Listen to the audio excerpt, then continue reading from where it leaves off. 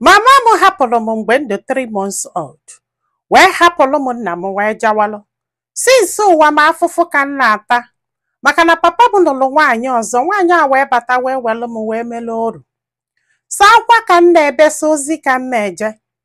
Ofu mbọsị m wee jekwulu nna m wee jụbịa wee sị ya biko. Kedu onye bụ nne m ụbọchị afọ? Papa m kụsịalụ m ife si n'elu ụtụtụ ụmụ n'ala. Anwụsịgo m. Atasịalụ m afụfụ n'ụwa a. Sọsọ maka na nne m hapụrụ m nwa 3 months.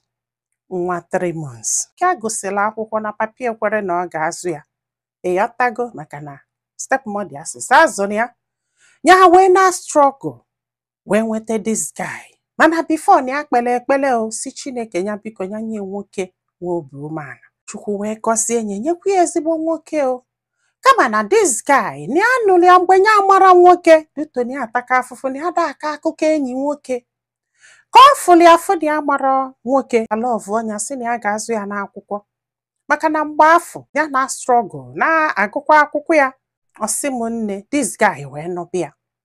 Ọ sị m from 0 to 12 years of their marriage na ya fụrụ shege.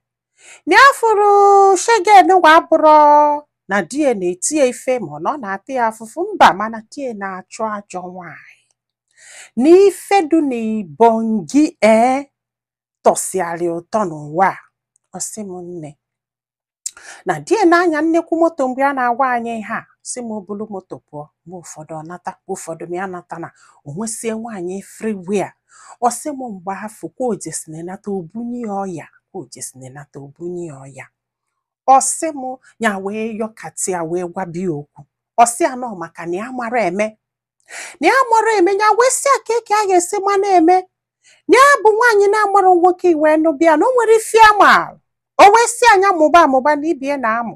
Ọ sị m nne ya wee bido wee nenebe ụmụ fim anụnwa na-acha bluu na-agụ m akwụkwọ. Ya basịrị yunivesiti ịgụ akwụkwọ ịmagonu na wee mụba. Wee mụgide wee mụta o. Ọ sị m nwoke a wee na-esoghe lie. Na nwoke enwere ike ịnọ ka ya yipụ akwa. Ya sasị arụpụta ọ na-esie. Ọ sị m to the point na ya mụsịa nwa nsogbu.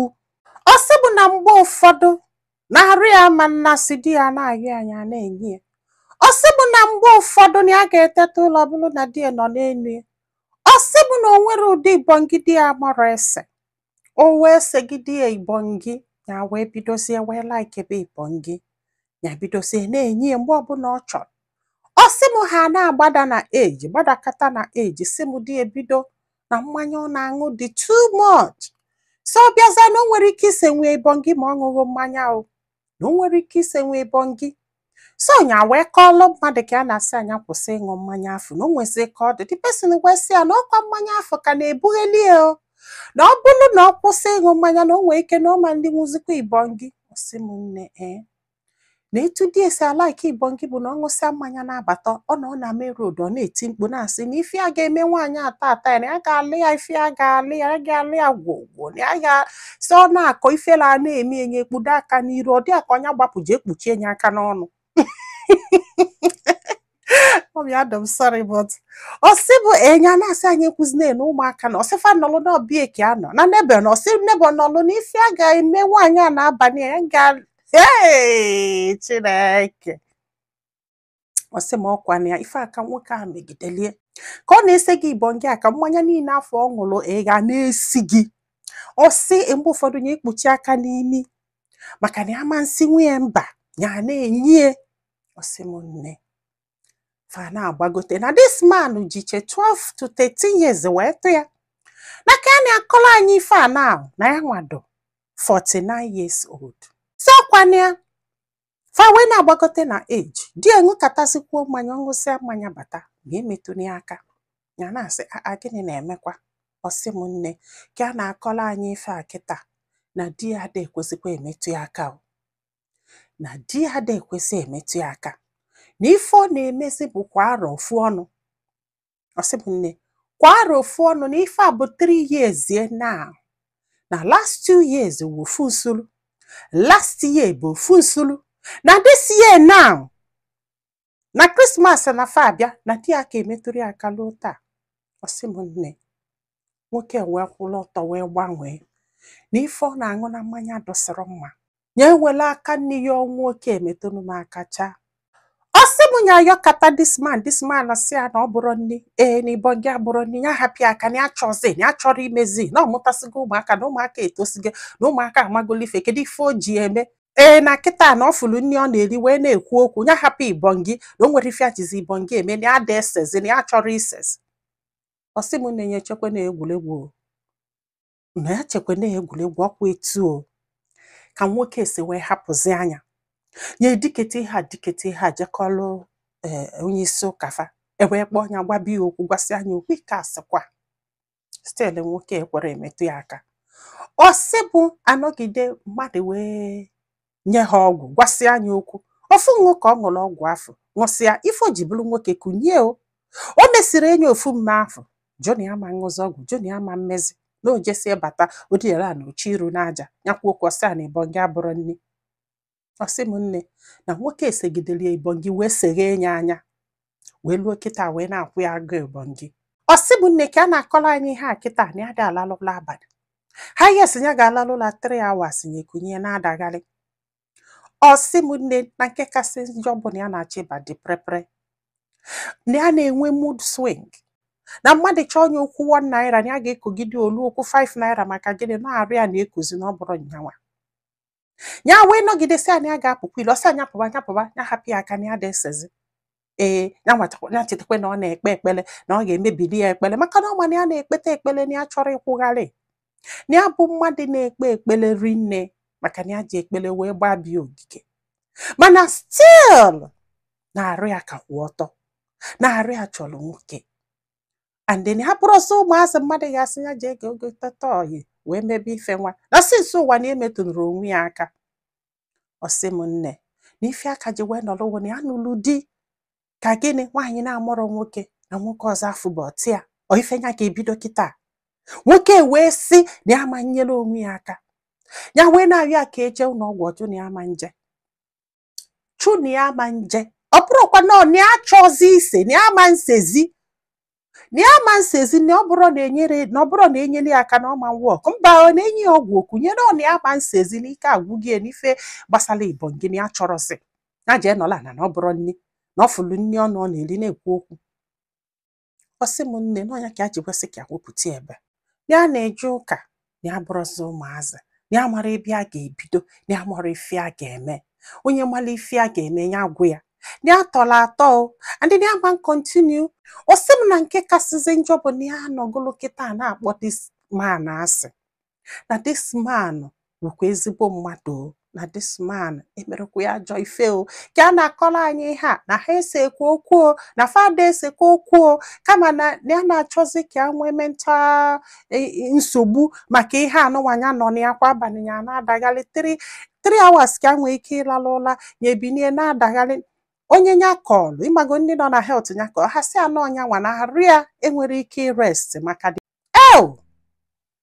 gị nwa bụ nwoke ka ọ ga-edo anya ibinie je nụọ nwaanyị ịma na ịtọrọ ọfụma nwaanyị ịma na ịtọrọ ọfụma mara ezigbo mma ịnụ ati ya asị na age is just a number iwe welie gbaba olingo maka ịgbasigo olingo wee nụbịa ya iwe bịakwa gbawakwa ya olingo n'isi ịgbasizi anya olingo n'isi mgbe ife iji bụrụ nwoke dụọlụ wik ịhapụzi nwa mmadụ ka ọ taba afụfụ ka ọ na-adagharị na bedị ka ọ ghara ịlalụ ụlọ abalị ka ọ na-enwe mood swing ike ya ekwu ịsabịa isisi a na ọ bụrụ nni na ọ bụrụ lọv na ọ bụrụ nke nwa maka na inwezi ike imenwe ife nyanwa ga-anọzi taba afụfụ dụọlụ gị na ya na-abụ and nwere obu mmadụ nwere obu ebele ka ị nọ n'okwerozi gị ịma na-echezi ọnọdụ obele nwaanyị dute edobe nọ na ya mgbe afọ ị nọ n'okolobịa ọ na-agụ gị a na-eji gị ka agụ ịjụ ọmasị alụ na-edi just ka udo wee dụ ike gwụzia gị ịwụsa ọwala ịwụsazi ọwala onye afụtagbuo onwe ya n'afụfụ ọ pụọ kịta ilo isi na ọ pụọ o nweta enyi nwoke isi na onwete ị na-achọdebe excuse ị ga-enye ihe a bụ aja afọ ọ ihe m ga-akpị ya nwere ihe ọzọ m ga-akpị ya because ịma na this woman idute dị very young ịma na this woman idute nwe need for this. Egbe ya nkịtị. Unu anụla ife okwu? Ọ nọziala ọ na-akpọ gị asị. Ọ nọziala ọ na-akpọ gị asị. Okwugheli ọ na-esi a na ọ bụrụ nne. Okwugheli ọ na-esi a n'anya dị ya n'enu. Ọ na-achọ ka ọ kwugharịba na ife na-eme bụ ka ọ kwugharịba. Ya wepụ uche na ya focus ọ na ife ọ na-eme. Ya mee nna mana gị nwa bụ nwoke. Nwoke ibe gị gwa gị kịta asị gị na nwunye ya jụ na ọma nye ibon gị. Ife ị ga-agwa ya bụ na njeje chọọ nwaanyị ọzọ na ụmụ nwaanyị jụrụ ebe niile na nwoke ada anọ sọsọ ya. Mana ọ bụrụ na nwaanyị a na-anọ sọsọ ya maka na o kwetere gị di. Ife anụnwa na-akpata all this divorce. Ka m gwa gị eziokwu anyị nwee 30 divorce. 15 bụ ibon gị. 15 rapụcha ihe a na-akọ o ji sikwe nke a si nke a gba nwa nnụnụ nne eji wee felụ. Onye afụrụ ife ọ ga-akọ o tinye n'isi na ọkwali aka bụ onye asọ mie nke a mie nke a. Mgbe ọbụla ị na-akwụ nwaanyị agụụ anụ arụ ọsọsọ Chukwu ma oke ọ ga-eche before chọba ife ọ ga-eme. Yes, maka na mmadụ ka ọ bụ, especially mgbe ọ nọ na ovule. Ọzọ kịta ịbịa na comment section si m na ọ bụrụ ọzọ ụmụaka ya jee nọla na ya jee eme nna maka na gịnị mere? Mmadụ niile abụrụ ofu. Mmadụ niile abụrụ ofu. Ọ nwere ndị arụfa na-adụgide young. The same thing with ụmụ nwoke. Ịka ya eme kịta unu apụtasị na ala ụmụ nwaanyị adasịa. Unu afụgo na mkpụrụ odogwu unu na-adakwu ada. Oh yes. If not, kedu ihe a ga-akpọ nke a? Ọrụ odogwu ịda ada ka ọ bụ. Nyelu na onwe gị aka no ị na-achọdebe ife ị ga-asị na nwaanyị asị ka o wee bụrụ fault ya. 3 years nsulu na-abọ. Nsulu na-abọ. Isi anya nọlụ. Isi anya ekwu n'okwu. Isi anya dibe maka na nwaanyị ka ọ bụ afọ anya akpa ndidi bụrụ alụ nwaanyị ife ọbụla emetene gị na-edi na nwaanyị maka ụmụaka. Oyi akwa sarụ mala onwe ya. Maka na ife a mwepụtara ebe a kịta bụrụ sofu onye ka ọ na-eme. Ụmụ nwaanyị nọ n'ime ihe a dị too much. Onye ọbụla gbakwala ọgwụ ya ṅụọ maka ọ na-eme esi nke nsị. So nwanne m, kedu ife ilo kedu ife ọdụ ụkọ dịsị umeanụ mee na maka na dịsị umeanụ ya unu fugodo onye ọ sị m biko onye mmalụ ife ya ga-eme anyhow ya gwụ ya. Ọ bụrụ na ịgba ndị nwe ehi a meela m voice note ka nsendị alịa biko. Ndị be anyị daalụnụ ka ọ dị n'ụbọchị ọzọ.